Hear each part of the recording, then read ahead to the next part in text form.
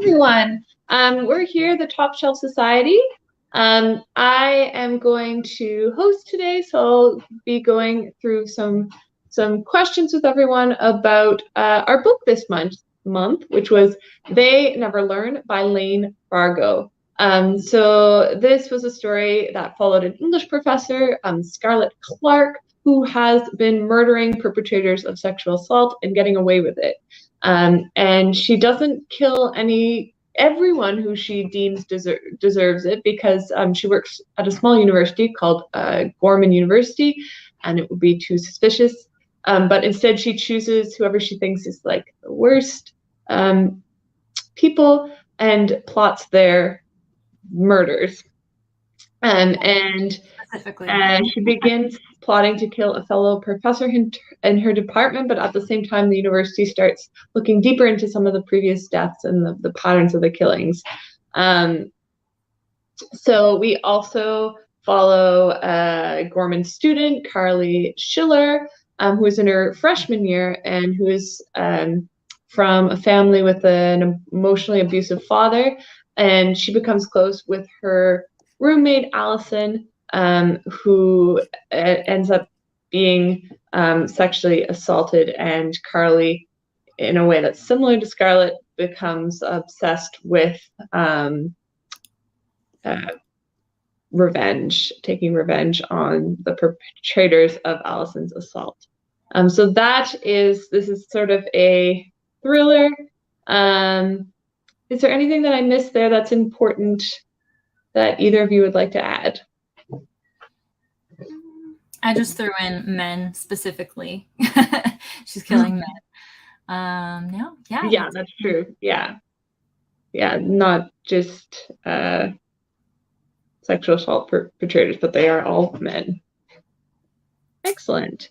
So the big question that I thought we could start with was, did you have any sympathy for Scarlett as a character? Did you think she was a complete psychopath, or did you think there were some redeeming qualities of her for her? Or did you see her more as like a feminist vigilante, or as a psychopathic serial killer? I mean, this is gonna be spicy, this live chat. But yeah, no, I thought she was great. I mean, you could tell the tendencies because she enjoyed it, and so like that's not just being a vigilante, but the people that she chose, I was okay with. I mean, I don't know. I don't want to judge her like too much, but yeah, I don't know. It was kind of, I struggled with having sympathy for her, like at times. Like I understood what she was doing, why she was doing it, but I was like, I don't know if this is like, I don't know about this one. I don't know, because I struggled with it. I feel like, I don't know. I feel like I have sympathy in the sense that it's sort of, to me, it felt just like this was her solution to injustice. I just don't know if that's like really like the right solution here. Like I don't know. Like I think it was just a little much, but I don't know. I feel the same way though. Have you guys have you read or watched Death Note before? Mm-hmm. I haven't. Yeah. Connection. I didn't think about that. So there is this guy. His name is Light. This is a manga, and I love that manga so much. And it sort of deals with, okay, like if you had a notebook and you could write down the name of like really bad people that that you wanted to, I guess, remove from the face of the planet in some capacity, would you write anyone's name down? And if so, when do you stop writing names down? And when does it cross the line from being like something that, is for the good of humanity and others to like fulfilling your own intentions and desires and wishes, and I feel like she kind of did that, but that is kind of spoilery, but like when that line is crossed, I mean, before that line gets crossed, I'm like, ugh. But like after that line gets crossed, then I'm just like, I don't know about having sympathy for your actions here. So yeah, I don't know. And I fall somewhere in the middle. I think like I never watched the TV show Dexter, but like the idea of the serial killer, but who is for good, or who kills the bad guys, I think is such an interesting like device for a story. But I I am able to like for the sake of enjoying what I'm reading, believe that a character like that could exist. But I don't know if I don't think you could exist without eventually crossing the line, like Sarah said. And I don't think an individual can ever like determine or know enough to determine on their own like who deserves to live and die, sort of thing. So I think eventually, just because of the limitation of what an individual person can know, eventually you will cross a line. So yeah. That's another good connection, because it is like Dexter, where they just have that compulsion to kill, like it's not necessarily, oh, I only want to kill bad people, but they channel it into that. But yeah, it's where's that line? I have a follow-up question, which makes me frame things a little bit differently, but this is definitely getting into like spoilery category, but like we could address it later. But like, do you have sympathy for Carly versus Scarlet? Oh, that's a great question. Like that's something that if I have to think about that question, then I have a very deeper struggle. Yeah. Should we get into spoilers? I mean, we're 7 minutes in, but I almost feel like we have to with this book, because that was a wild turn. It was, this book was a wild ride. Okay, so I'm into go into spoilers now. So all right, we're already into spoilers, but it is a book that does have a few twists in there. And I guess my question is, did you see the twist coming of Carly and Scarlet being the same person? Yeah, I did because of the name like Alex. And so I was like, wait, why are there like two people named Alex or something? And like I have his name written down really early on. And then I think the second I saw it again, or I started to see like, oh, Scarlet, but it's because I was like writing down like all of this, all of this stuff. But like, then I was just like, okay, Scarlet is reminiscing about this teacher. Carly has this teacher named Alex. Are they the same person? Why is this not adding up? And then I thought of the possibility and chased it. Well, there was a scene for Halloween where Scarlet was in her chapter, she was walking, and then in Carly's chapter, it showed her and her friend dressed up in a costume, and then Scarlet walked past two girls wearing the same costumes, and so I was like, oh, she just walked past Carly. But that was like a little I think I remember red herring where it was kind of like, oh no, it wasn't Carly, it was just somebody else. I thought Scarlet and Carly were going to like meet up or like work together or something, but no, it was just like a red herring, and I was like, oh, that's why I didn't think it was, because they ran into each other, I thought. Yeah, no, I picked up on that too. I totally thought that was Allison and Carly that Scarlet was walking by, and that's why. Yeah, but then there was a few like hints with the pop culture references, I think. A little bit. Yeah. Oh, I didn't. Of like the music she was listening to. Yeah. Yeah, and I think like pretty early on, you sort of have at least an inkling or a hint that that Carly is bi, and also that Scarlet is. And I was like, oh wow, they have two like bi characters. And then I thought, wait a second, is this coincidence or what's going on? Because I never see two bi characters in a book, like it's not that it never happens, but I was just like, okay, this is interesting. Yay to the author for doing this. Yeah, I want to petition for all books to have as quick of chapters as this one did. Like, I flew through this book because every chapter is only like a couple pages long almost, it feels like. And I'm like, this is such a good way to get people to fly through books because you don't ever want to put it down. I'm a huge fan of short chapters in any book. Yeah, I hate books that don't have chapters at all. That is the worst thing.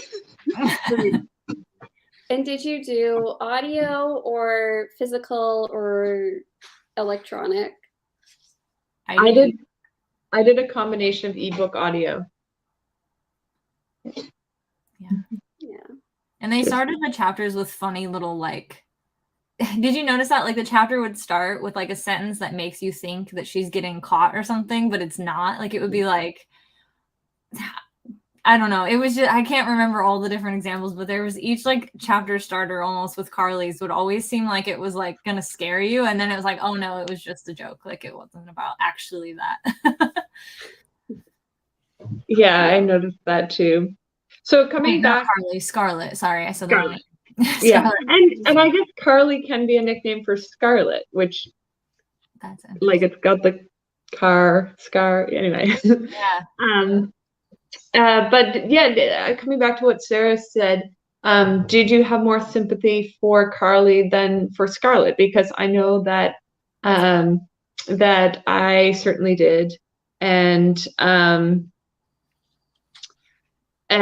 do you think at that point, do you see Carly as a psychopath in the way that you see Scarlet as a psychopath, I guess? I think she was getting there. Like that was her intro to it. And she just had so many unfortunate things happen. Like, honestly, I am really upset at her. Is her name Allison? Like all of them, Allison and then the dude, like screw all of them. Like seriously, like I just felt so bad for Carly. Like I just can't imagine, because she was like Allison was leading her on too, and like I can't a lot. Like that's the thing, yeah. And I am bi, and I'm just imagining like if I was in college and she's finally like able to express her sexuality. And then, like, I was getting close with someone who was being close back, right? Like, she was completely, like, kissing her, leading her on, being undressed around her, and knows that she is, because she admitted that she said, like, what'd she say? All prettiest girls are bi or something like that. Like, they had a conversation about it. Yeah. And then she just, like, completely flung her to the side for this one guy who's a dirtbag. Like... That's the worst word, or there's even worse words that you can use. Like, I just, like, I felt so bad for Carly because I just feel like that is going to be a foundational memory of, like, how she, like, and then what happened with the guy, too, like, him, like, oh, yes. That just made me so angry. I just felt so bad for Carly the whole time. Frustrating. What did you think of, about Allison in terms of how she handles the sexual assault? Because at some points she is sort of downplaying it to Carly or saying that Carly is overreacting. And what do you think of that and sort of the idea that women can be complicit in like abuse in sort of the way that Carly's mother allowed her father to continue being emotionally abusive towards her? Well, I think that the book definitely sort of, like it's from Carly's perspective, she feels that she has a duty to ensure that Allison reports. Where I struggled with it is that Allison herself did not want to report, or at least report in a way where Carly knew that she was reporting. And I understand Carly and her wants and her needs and her desires. But at the same time, I also feel like that's Allison's decision, and like her decision to be like, I guess, free of the event in the first place was completely stripped away from her. So could this be a form of control? In other words, could she want to have reported, but on her own terms and her own timeline? Because maybe she just wasn't ready to report it at that time. And I personally think that that Allison's wishes should be honored in that circumstance. Yeah, absolutely. And I think you always have to do, in situations like that, you always have to think about what is best for the survivor, in this case, Allison, and she needs to put herself first in terms of, what steps she is able to take. So, yeah, I would agree with that. I don't know. I feel slightly different. Like, I agree with a caveat is that it was very clear that Allison was suffering and she was just holding it in and isolating, and it changed her entire personality. And she was not, she was not doing well. And I think sometimes, because in my teacher training, we study a lot about trauma, and when she went through that traumatic experiences, she might not have the tools to be able to help herself. And so I agree, I don't think you should force someone, but if I remember correctly, Allison was okay to go with her that day when they went. So it wasn't like she dragged her. She was ready to go finally. Because it did take a few days, I thought. She didn't just go right away. And I think it just got worse when, what is so common, she was responded to with zero help and zero compassion by people who should be helping.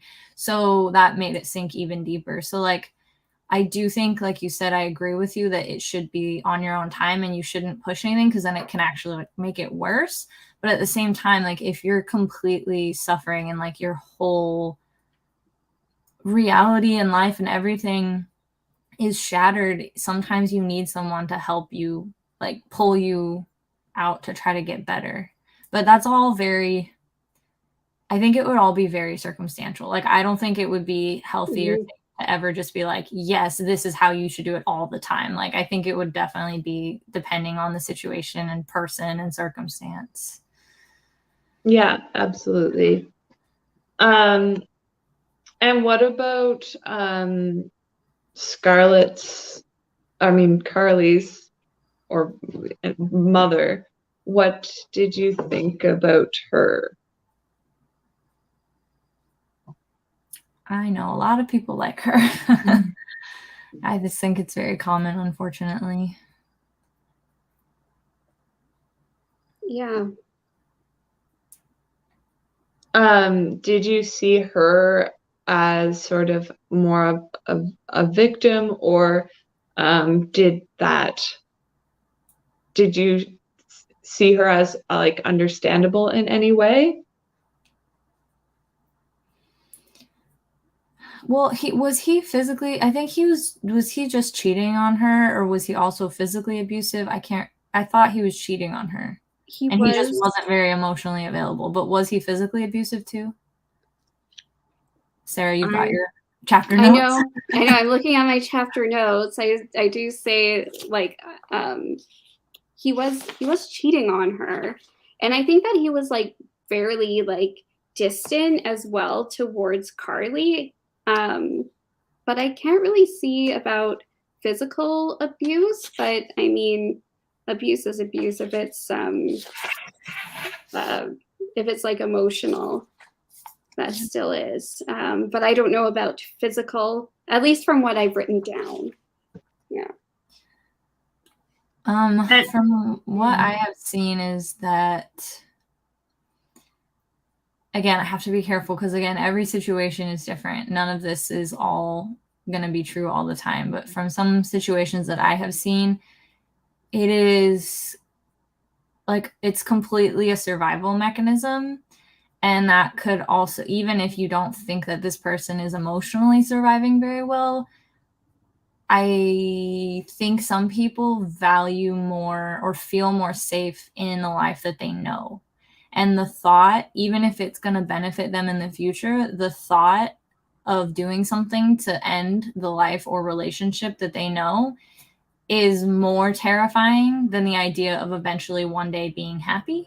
Does that make sense? Like, so they're too, it's almost like they'll just gloss over and accept anything, and like, or how she told her she's lying about the cheating even though she had proof. Like, I completely see that, like, that she just is gonna tell herself whatever narrative she needs to believe, because it's too uncomfortable imagining changing the life that she knows.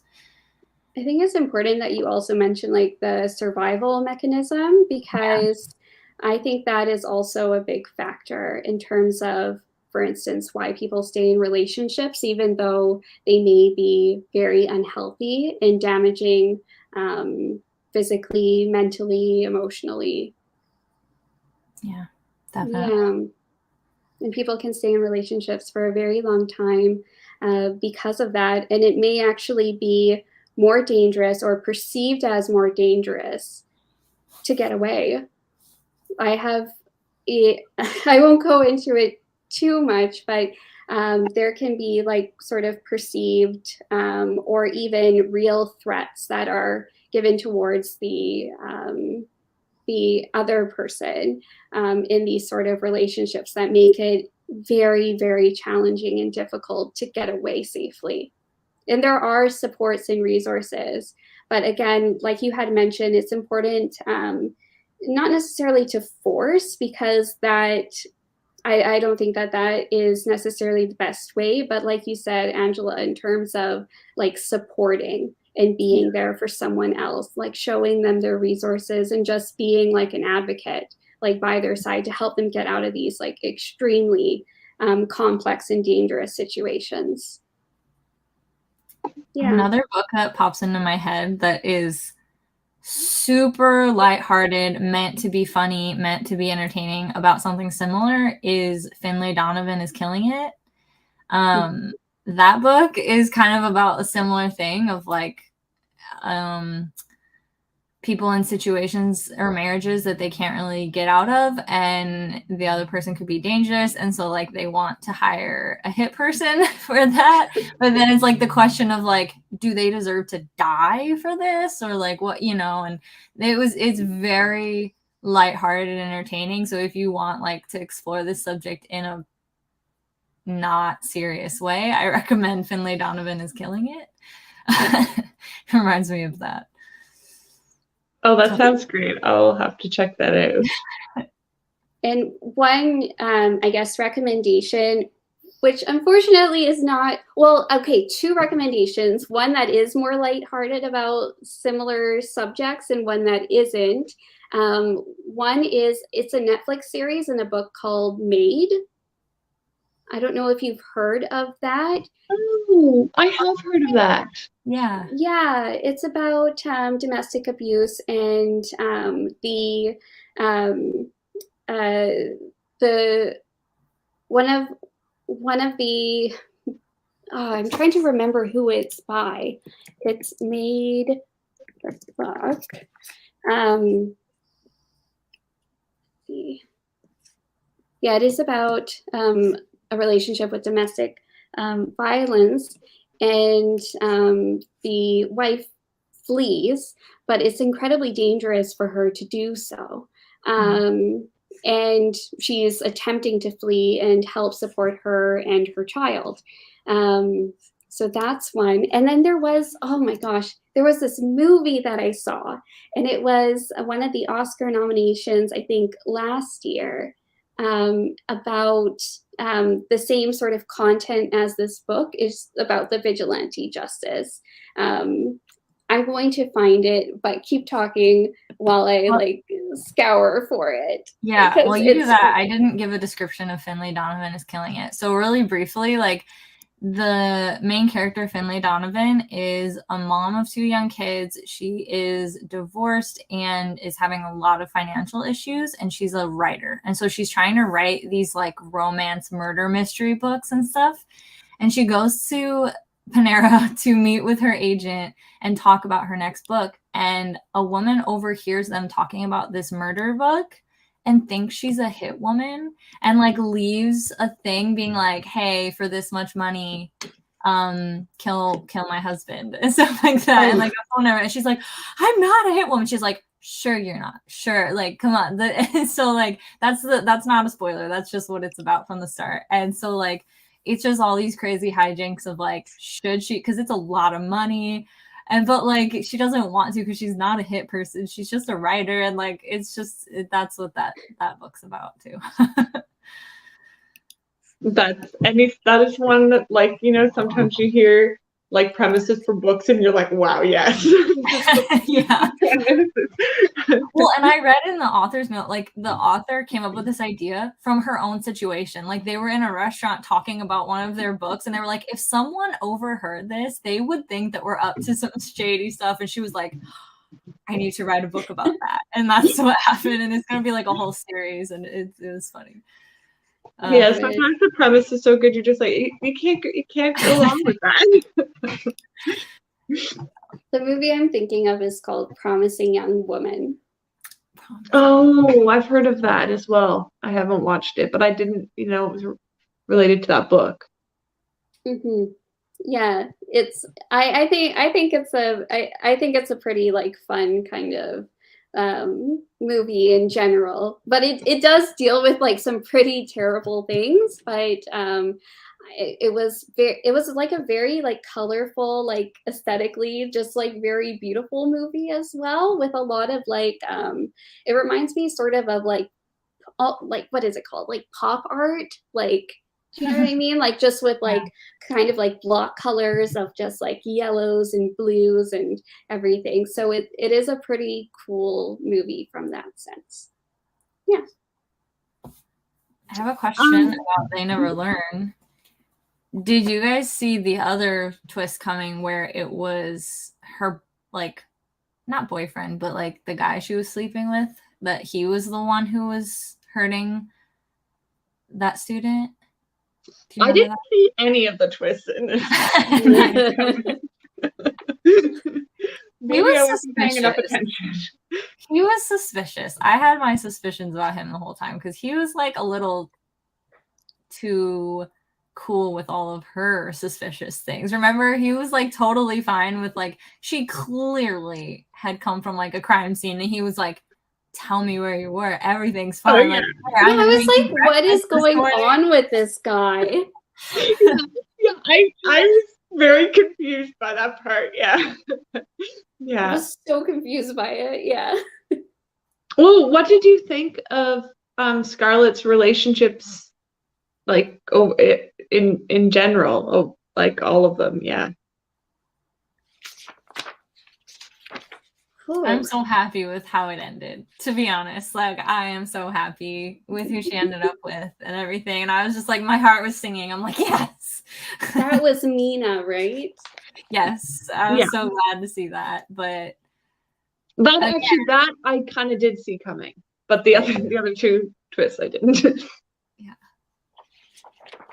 Yeah, I think to me, that was like, I guess the healthiest relationship. Like, she knows, right? Like, Mina knows, like, at the end, right? Or like towards like the end she helps her, yeah. Like, okay. She gives her alibis and stuff, and like. And I was like, okay, well, these two, yeah, I can see them. They definitely share a vibe here.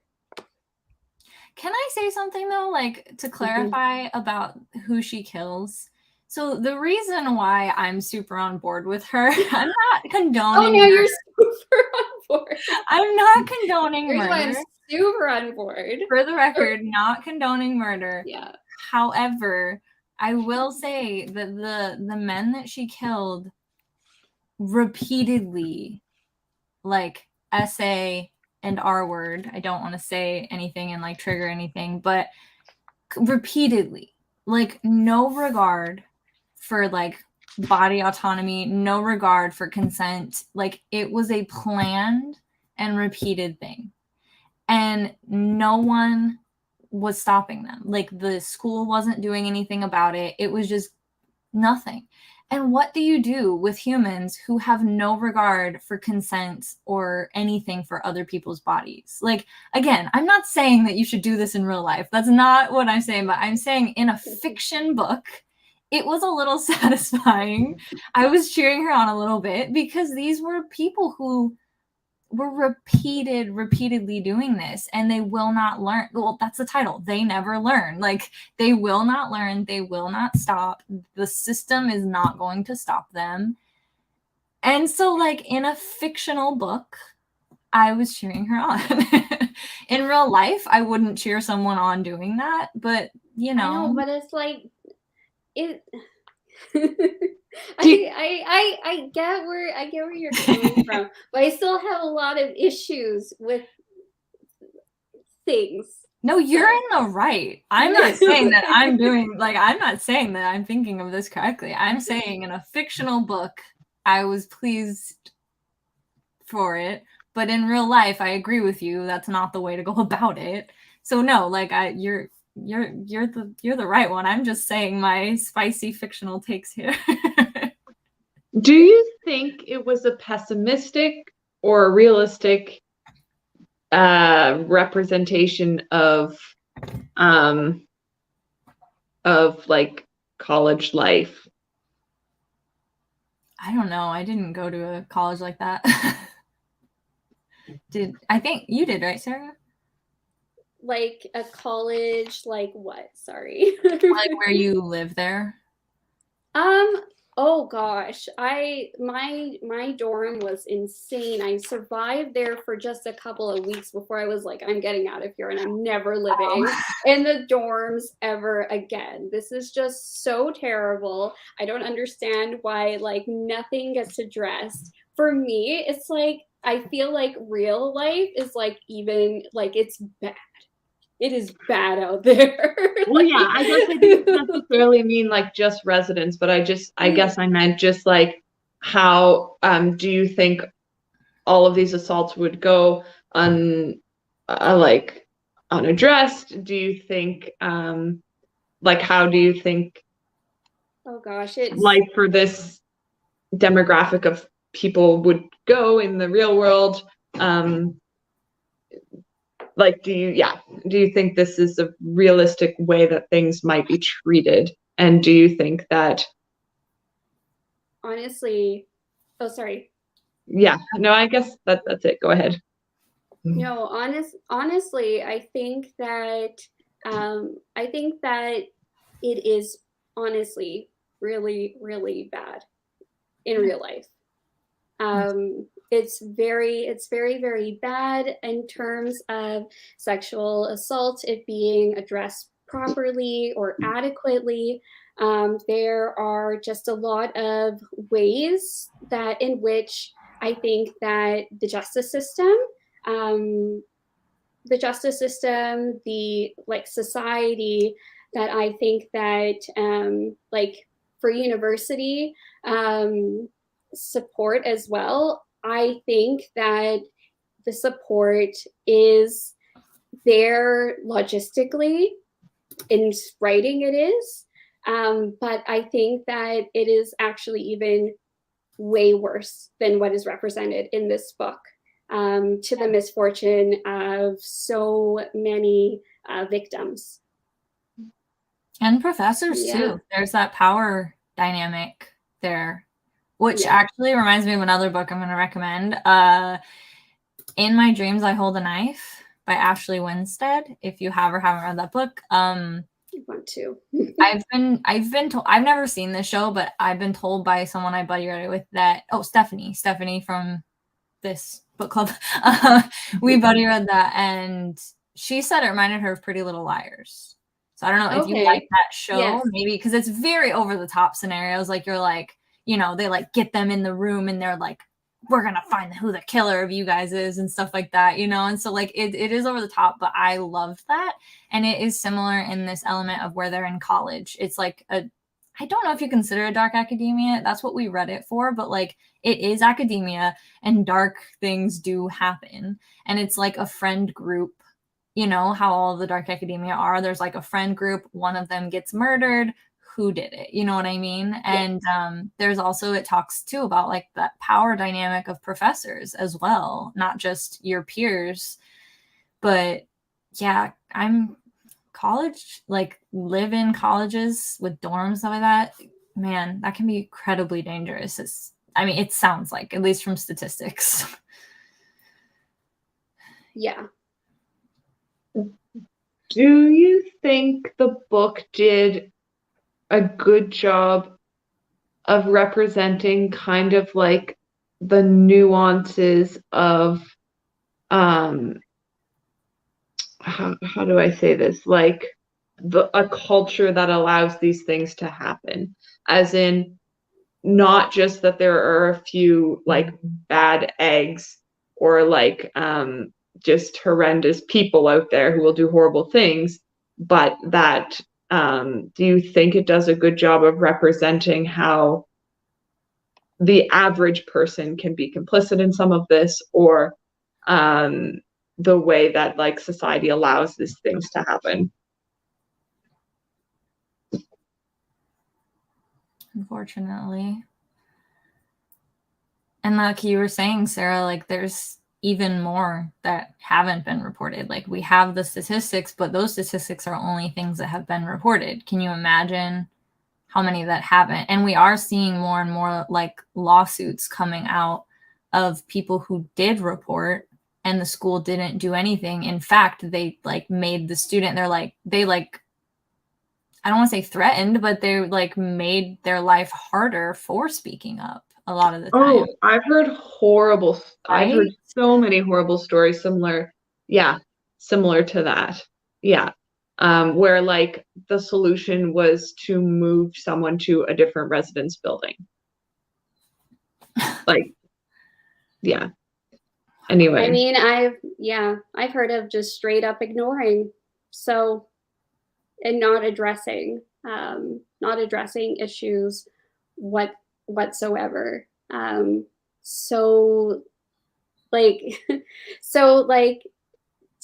to go back to the question about having sympathy, like initially, like with Carly and her struggle, yeah, I do sympathize, at least with a desire to want to make it so that these individuals are punished. I will say that that this discussion that we're having right now, it does sort of give the I guess the argument for not necessarily doing what Carly Scarlett did, but to hold everyone who is supporting them and like turning a blind eye or just straight up encouraging or participating or allowing this to also be held accountable, which also needs to happen.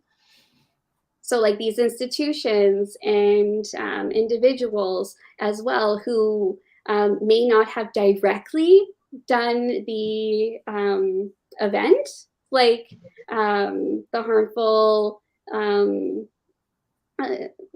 like essay.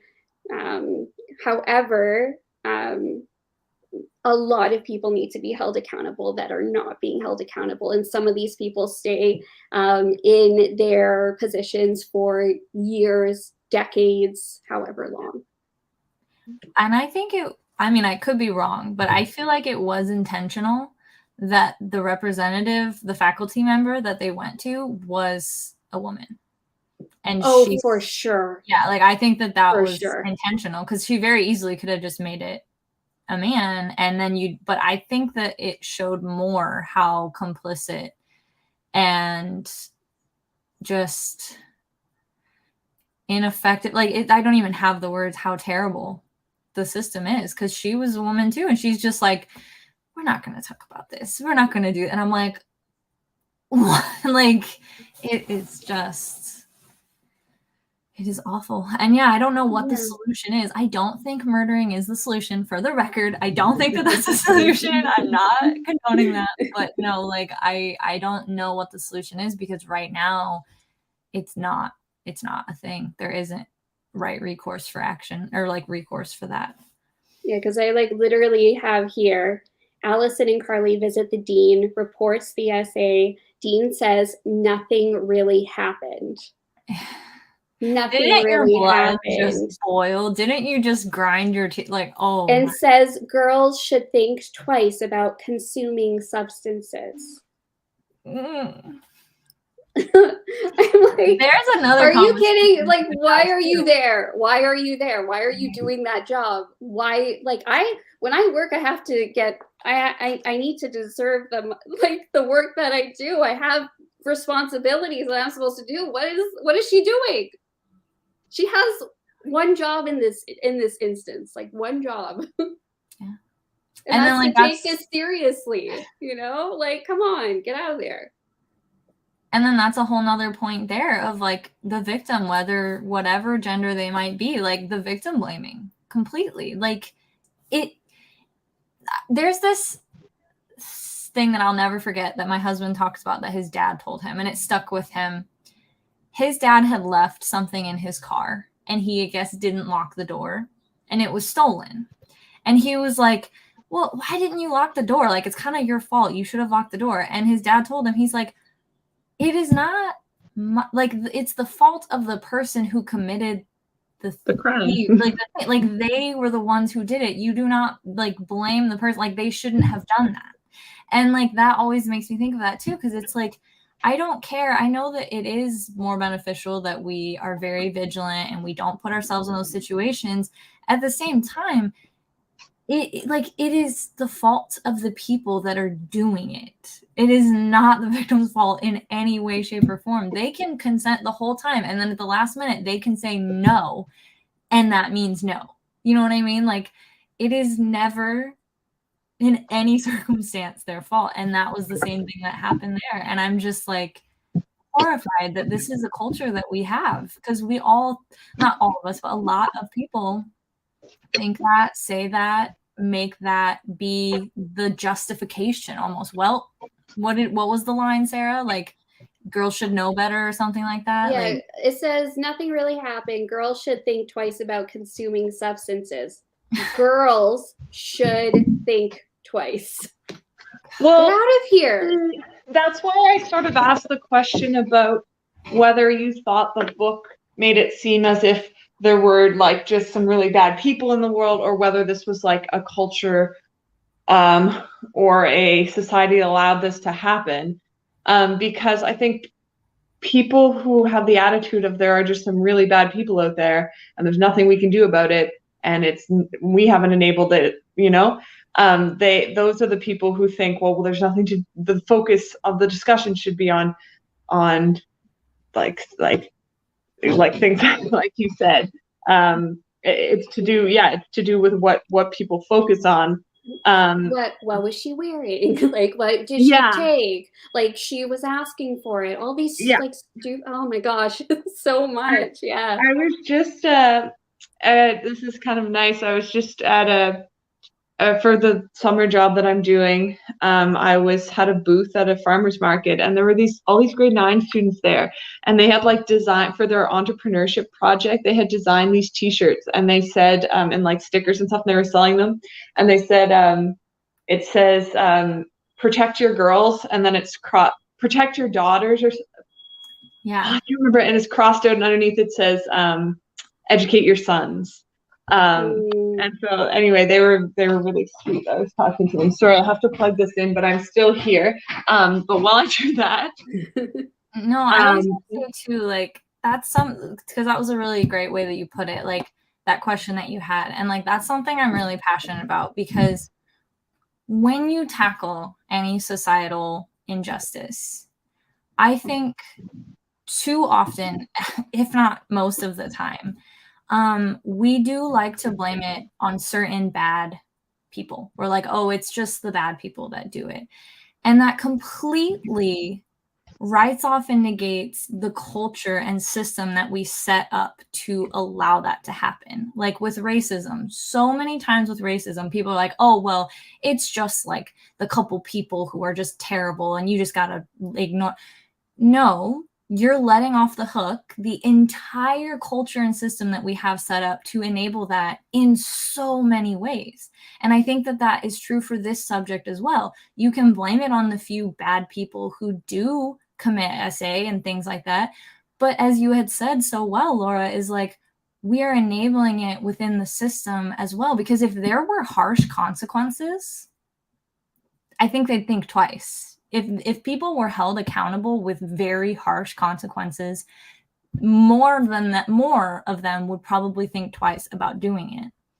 And if it wasn't as normalized as well, like What? people, bystanders wouldn't be as complicit, you know, if it weren't so normalized. Yeah.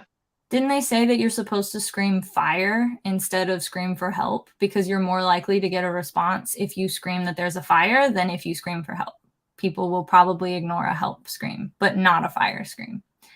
Like, what does that tell you right there about how we are, you know? Like, I completely agree with you. Like, if there were consequences more, if there was accountability, if this stuff was not so brushed under the table and normalized and blaming the victim and all of that, like, I just, it's just so frustrating because it's such a, it's a tactic when you say like, oh no, it's just a few bad people. It's a tactic to minimize it and blame it on a couple of things when really it's the system and our culture that needs to change. And I just, that gets me very fired up because it's just not right at all. And it's so dismissive and it's just so wrong.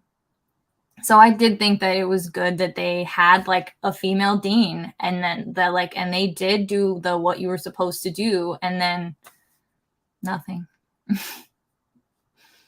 Yeah. Sorry, I'm stepping off my soapbox now. No, that's so true though. Yeah. And such a frustrating thing to witness over and over and over again and to hear about in the news over and over and over again. So another shirt, like you had said too, was like she's someone's daughter, she's someone's wife, she's someone's sister, and then it's all crossed out and it just says she's someone. Like she doesn't need to be someone you can relate to matter, you know? And that would, I don't think it's just he too, but statistically women are more often, you know. But yeah. I'm like, yeah, she's someone. We're all someone. Like you shouldn't have to relate to someone to care about what happens to them. Yeah, they shouldn't have to be your sister. I know. You have to treat them decently. Yeah. What did you both think about how the ending happened? I know I said I was happy about it. What about you two? Okay, I have to remember exactly what happened at the end. Can you remind me? Yeah, so they her and was Mina? No, what was her name?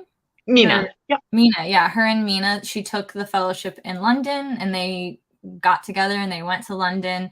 And then Scarlett was still able to do her vigilante justice, whatever you want to call it, in London. And Mina was like giving alibi. She's like, okay, I know that tonight we were here, go be safe and go take care of it. And so like that was kind of like their version of happily ever after. I think that I don't know. I think the unrealistic part is just like I just don't see her ever getting like away with all of this for so long. I agree. With a specific pattern. And I know that the justice system, like they aren't doing their job as is indicated here, but like Mina cannot be the only person that is linking things together.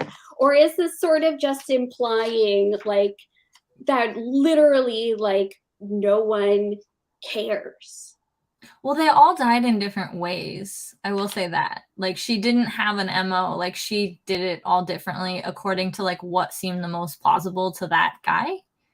But they I all agree. have a very similar character profile. Yeah. That I think would be like very easy to link up, and like location, and like I just think that someone would catch on by now. So that part I think is just kind of like, I don't know about that, but it works in this book. Yeah, that's sort of, Yeah. Is it believable that that could happen? No. No, not at all.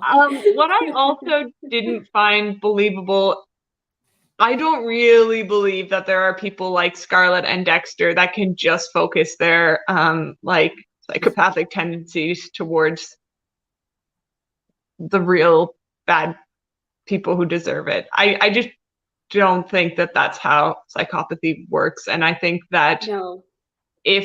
I don't think you can simultaneously have a lot of sympathy and like be protective of one group and then be a horrible, like cold-blooded killer as well. But if you could, I'd be rooting for Mina and Scarlett.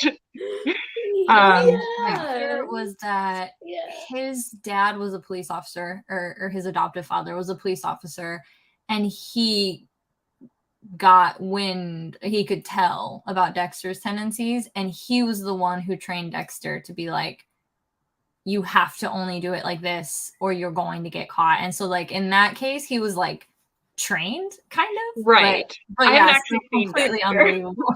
Completely unbelievable. I agree.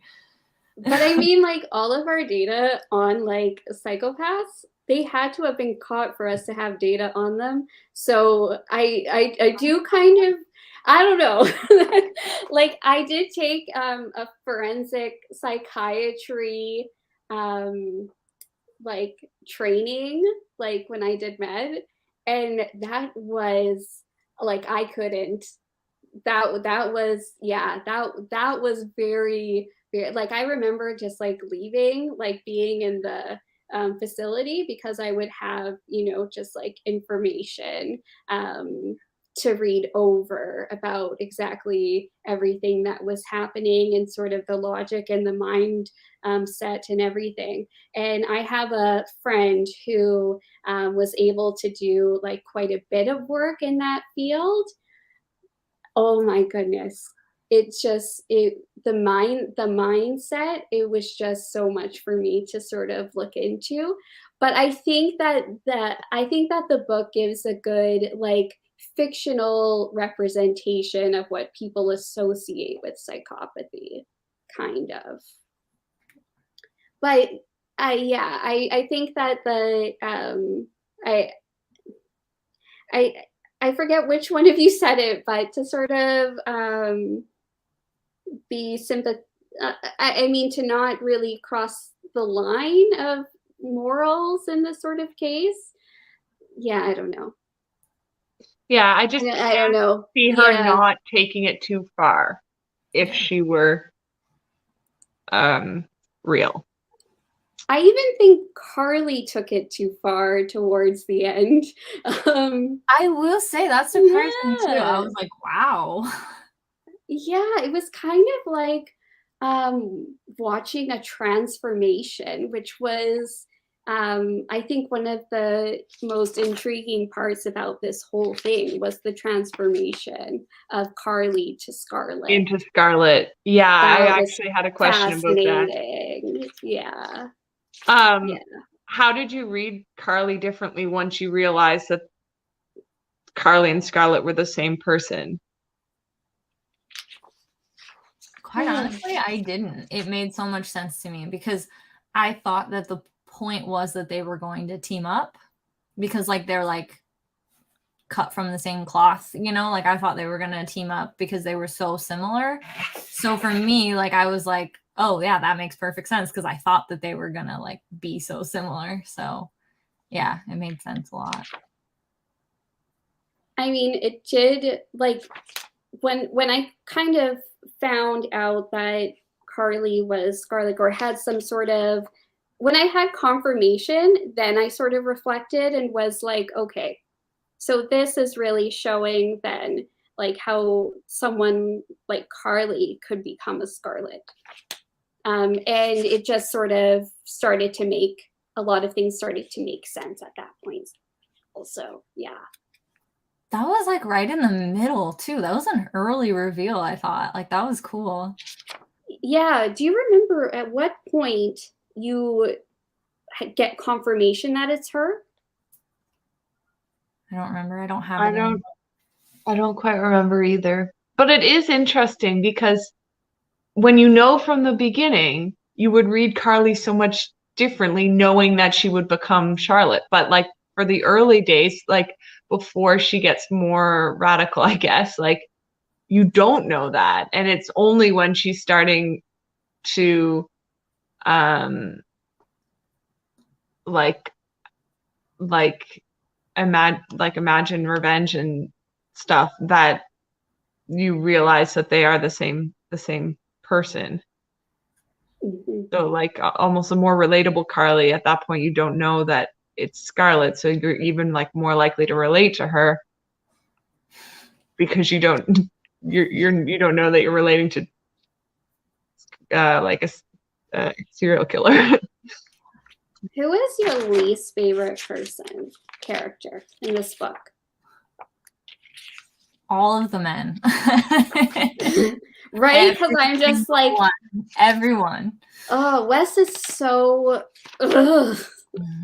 I knew I don't remember what the friend's name was, but I knew it was gonna go there because that happens so often. That sense of entitlement of like, oh, I've been your friend. That was Wes, right? Is it Wes? Yeah, Allison. Yeah, that was Allison's like that sense friend. of entitlement. Yeah, just waiting to pounce. Exactly. Like, go away. You owe me this because I've been good this whole time and I've been your friend. And I'm like, oh my God. And it's like I feel like there were so many stereotypes utilized that are very common stereotypes. Like they are for a reason. Like that is a very big MO that a lot of people do. And it's just, yeah, I mean, I don't know. I hated all of that. It's very triggering. I feel like it's incredibly triggering to read that stuff because I'm sure we all have experienced this in different ways. And it's just, yeah, it was, at least I feel like the over the top parts of the book and like the funny little sentences at the beginning of certain chapters to try to make a little like pun or something, or like double entendre, or like I feel like the outrageousness of it and like how she gets away with everything kind of helped lighten it almost, because I feel like this book could go very dark and heavy if you were trying to be more realistic.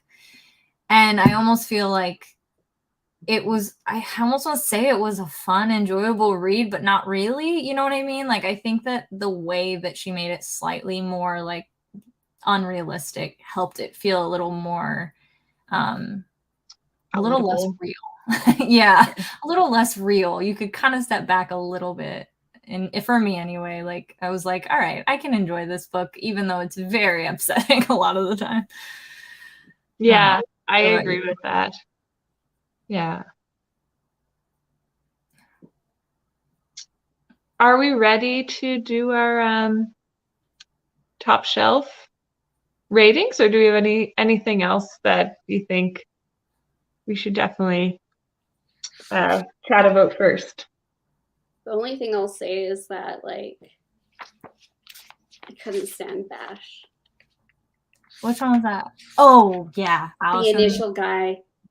Oh, the initial guy that I would like to forget about reading.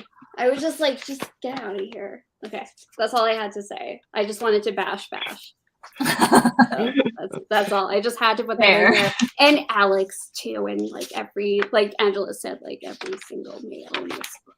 The professors, like, oh. Was there even, at least portrayed in this book, was there a slightly sympathetic male presented at any point in this book? Because I think that's a no. No. Okay, but yeah, that's also part of the reason why I didn't, because I agree that the book was a little bit not non-realistic, that she would get away with all of this, but also that there weren't any male characters that were relatable in any way, because I think the reality is there are sometimes it's like our friends or the people we trust who like kind of like maintain a system that lets horrible things happen to women and nothing be done about it. And not really sure that was, I don't think it really showed that. I think that it is sort of I don't know, it could be sort of seen as sort of an issue that there isn't at least like one like somewhat sympathetic male character, because there should be. But I do also feel that there isn't a single like female character as well that isn't just like, they're all complex in some sort of capacity. So could that be more realistic? I don't know, because everyone in this book, like in real life, like do have shades of gray. Some more than others, some are a little shadier than others, but like I think that every character in this, like I can't like I don't even know who you would argue isn't, because even Mina, delightful, right? I don't know if I would act the same way as Mina in her situation and just kind of like provide alibis. Like Allison, I don't know. Like she's had issues, like you had mentioned before, Angela, like in terms of like, for instance, her relationship, or like she didn't actually like have a relationship. She was leading like Carly on quite a bit throughout, and there are some other issues that are with that character. As like, I don't know if there's a single character that you can walk away with, but you are kind of, because it's from Carly / Scarlett's perspective, right, you do kind of side with them, or at least I feel like the book wants you to side with them, but not in a like this should happen in real life type thing. Just like, what if it were to happen in real life then, or what if this were to happen type of question. Yeah, that's a really good point, especially that it's like from her perspective. And so, like controversial opinion, but I have read multiple books that is just completely sexist, misogynistic. Every woman is a stereotype or has to get killed or sexually assaulted to progress the men forward. Yeah. Like I have read so many books like that.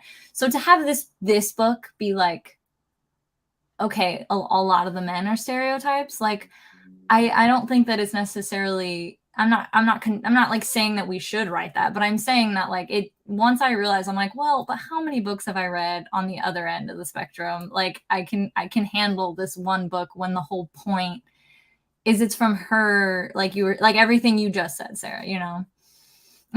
That sounds kind of bad, but I'm just like, you know, I mean, I've read tons the other way too. And so it could like, be that, I don't know, I'm not saying that this was the author's intention, but it could be that the author kind of wanted to flip it and see what happened.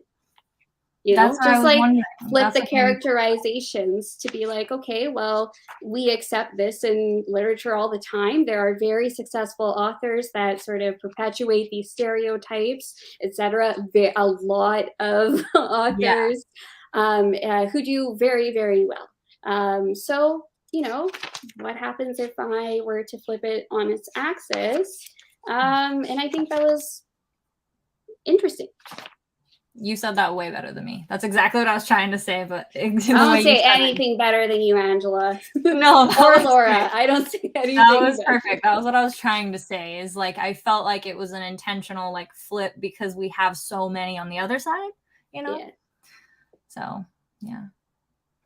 But that's the thing, everyone is complex. So I want to echo what you said before, is that even the female characters were not great. Like every character in this had like many different qualities and nuances to them. I think everyone was kind of gray, weren't they? I mean, Carly was definitely, and Scarlet, like I feel like every single one basically. But I didn't find anyone related. Like there was no one who did things that I would have done, if that makes sense. Yeah. You know, there was no, you know, that uncomfortable feeling where someone does like, okay, what was that book we read? The Secret History. Yeah. I felt so uncomfortable in that book because I could see myself doing so many of the things that Richard did. And like I could see, it convinced me that if I had been put in this situation and given the things that like he knew, that I would make this decision that he made that was so horrible. And like just like seeing that like darkness in yourself and be like, ooh. And this didn't do that to me at all. The bad people were like, to me, I didn't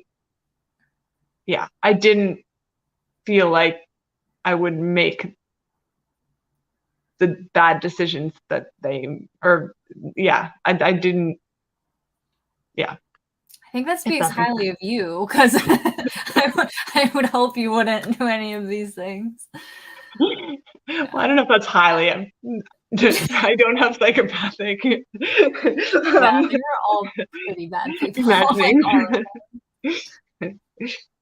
Anyway, do you want to do our? Yeah. I'm glad you said Richard, by the way, because I thought you were saying you could relate to some of the other characters in Secret History, and I was like. I know, I was like, which ones? I know, I was like, who? What would you do? But I'm like, okay, Richard's a little more understandable. Yeah, no. Yeah. Well, I just like the way that he like had a sense of belonging with that group of people, and sort like got to a place where he would almost like do anything for them, or like to him having that sense of belonging and being part was more important than like doing the right thing. Anyway, I like just that in like group kind of influence. I could see that happening to me. I have no delusions. I am perfectly capable of being convinced to join a cult. I know this about myself. Have you read If We Were Villains, Laura? No, I really want to. I actually own it. So if you do, you should either make a video about it or just tell me what you think, because I'm so curious if that one resonates more with you or less than The Secret History. Oh yeah, okay. I will get to it very soon because I really enjoyed The Secret History. It's less dark. It's super easy. You can like fly through it. It's a lot less dark, but like it seems more realistic to me, you know? And so I'm very curious if you identify with them more, since it is more realistic, kind of, you know? Like, yeah. That'd be interesting. I really like this. I haven't read much Dark Academia, but I really enjoyed everything that I've read in Dark Academia, so I'm looking forward to that. Yeah. So, yeah, I'd love to hear when you read it what you think. Yeah. Okay. Yeah. So right. I can start with the. This was not a top shelf read for me, not because I didn't enjoy it or find it interesting, but just sometimes you just have a feeling, and that is what it is in this case. And the feeling is I'm not like getting the same feeling I did with other books that I've rated the top shelf read. Maybe like I'd be less inclined to reread this. Yeah, I mean, that's not particularly insightful, but yeah, that's how I feel.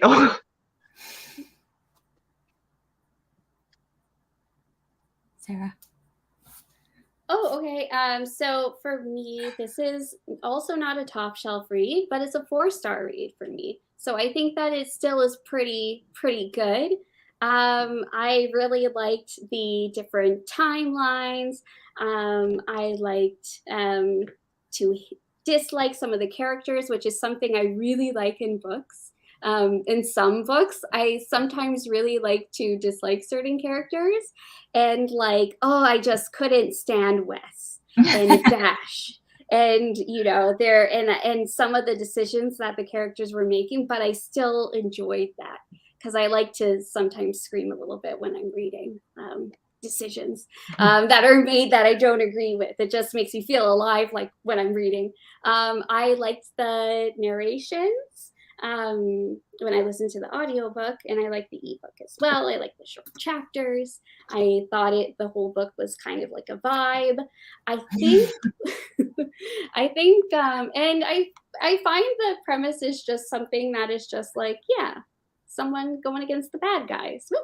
And then afterwards it's like, it's kind of like, I don't know about these decisions and the lengths to which you'll do that. I think that might some of my biggest criticism, which I don't think that I really talked about very much here, is just I think that the scope is somewhat limited in terms of who who is being sort of like mentioned in the book when it comes to like SA. I think that it seems like it's from sort of like one narrative kind of perspective. And it does talk about a bunch of like events that happen in one certain case. But it's obviously not a comprehensive sort of look at like what like SA, like what it is, who it affects, different demographic sort of perspectives and all that sort of thing. So for me, I think I might like to read like a nonfiction that will sort of discuss that sort of topic a little bit more, or from like a nonfiction like like a memoir or something like that, either a memoir or like a like more comprehensive look like in a nonfiction book. So just because like I do have some like training in this sort of like area and that sort of thing. I think that some of the there were a lot of like stereotypes like represented, and I understand why. And I do think that, it kind of talked about things that I've sort of read about quite a lot, or like have heard perspectives of. So for me, it was just kind of like, okay, well, I've read about this sort of topic, and I would like to have a more expansive sort of look at the topic. But I think that what I would like to happen is to have more people read this who perhaps, would benefit from reading like more into this sort of topic, and who would like to do that from a fiction sort of like setting and framework, because it is an entertaining story to me at the end of the day that does talk about like these sort of like topics and themes. And I really like the format. So that's why I'm kind of giving it like a 4, because I did really like it, but it just needed something more to be like on the top shelf. Yeah. Absolutely ditto to what you both said. Like it's a 4-star for me. I had such a good time reading it. Like, yeah, it's hard to say that because, like I said, a lot of things are very heavy and triggering, and like gets your heart pounding, and you feel really upset and nauseous. But at the same time, like I said before, I feel like it was done. The lack of like, it's not completely realistic or anything like that. It just seems kind of like a thriller. A good time. Yeah, I second everything that you both just said.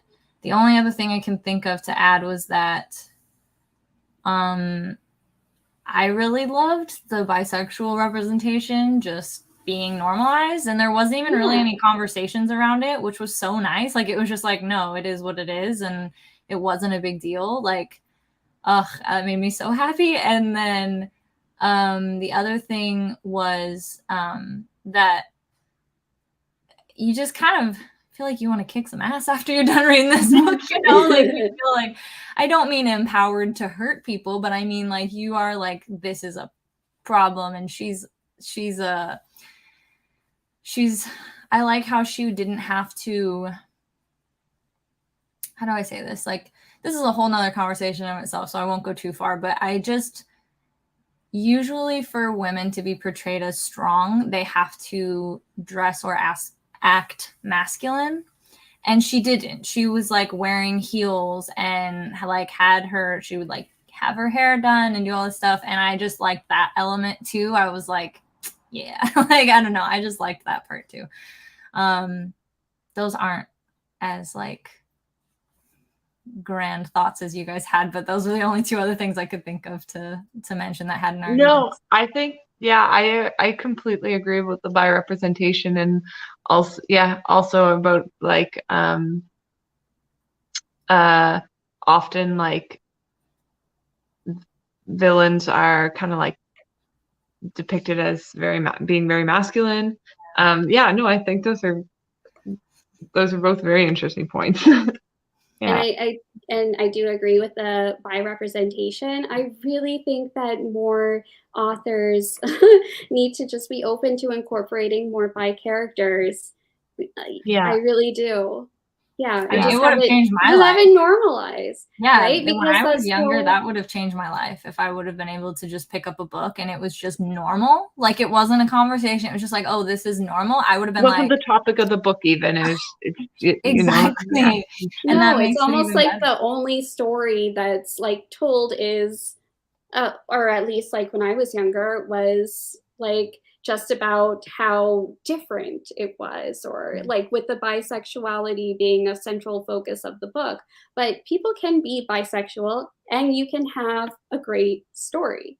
Like you can have you can have bisexual characters that just have amazing stories. Yeah. It was a breath of fresh air to be like, oh, it just is. Like, okay. Yeah. I liked it. That's why it was an enjoyable read. Like, I'm pretty sure because how short those chapters are. Like, and every chapter I feel like ended on a cliffhanger, didn't it? Yeah. And so I was just like clicking through on my Kindle. I was like, oof. So it was definitely fun, but I wouldn't call it like a favorite of all time. But I've thought about it since sometimes. It was nice to have that like inch and then oh, okay, we're going back to find out what is being what needs to be resolved in this character. But then that doesn't get resolved, and then it just kind of helps push it forward. Yeah. I don't know what this is. I agree. So I thought it was a good read. Not a new all-time favorite, but a good read. Yeah, I think our consensus is not a top shelf, but we recommend. Nevertheless, yeah. Yes, I would recommend. Caveat: read the content warning.